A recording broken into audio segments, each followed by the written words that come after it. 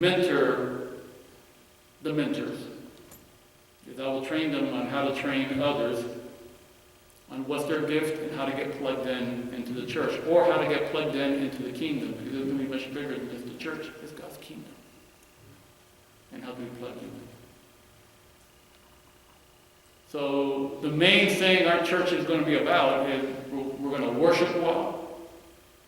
We're going to do small groups well, key groups, and we're going to mentor. We're going to mentor. We also, third goal is to have effective outreach. We want to reach this community. And one of the things we want to do, obviously reach everyone. There's no one that we're not targeting.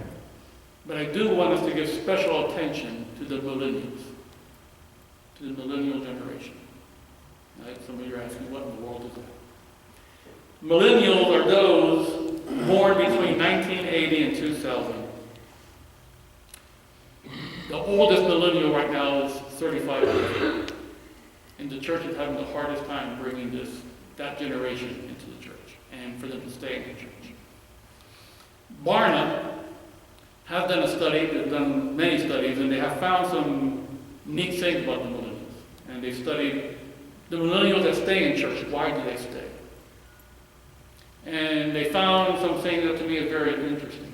What makes them stay is a purpose in life. They want a purpose in life. They need a mission.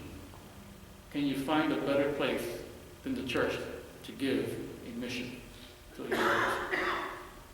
You know the second thing they're looking for? Mentoring. They want to be mentored. And do you know who are the best mentors for the millennials? What Barnett has found out is it's the middle-aged people. Middle-agers are the best mentors for the millennials. We need to become a mentoring church. And here's my burden, church, and I'm not taking more time, but you got to use this. This is what we need to do, church. We want to reach all people. But we've got to start thinking about the next generation.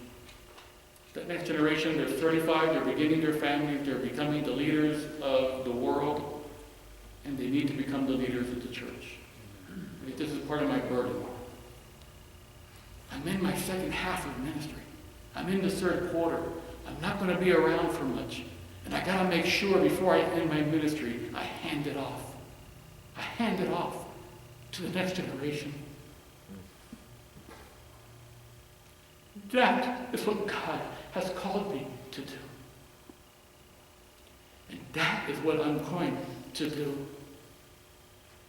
Even if I have to do it by myself. As I said earlier. That is what God has pressed on my heart. And I'm going this direction. I've got to make sure I do my part of handing the ministry off to the next generation. And that means, church, we need to stop thinking about church in terms of what makes me comfortable. We need to think about how can we reach that next generation. And I want you to help me to do that. And then, last goal, there are 2 local hands-on missions that I want us to get involved in. This year, we're not going to go overseas for a mission project. We're going to stay local. I want us to do a restart. Let's start in our Jerusalem. And when we think of a summer project, let's begin in local. There's so much here in Miami that we can do together. There's a lot I can say there, but I'm not going to go that direction. It'll take even longer. But I think we don't have to go overseas to do international ministry. International ministry has come to us. And let's think about 2 things we can do together this summer. And let's start in Jerusalem and then let's move on. That's the vision. And I call you to follow me. Because this is more than a vision for me. It's God's call upon my life. I will follow him, whatever the cost. And it will cost. I hope you will even pay the price for the sake of our Lord Jesus Christ.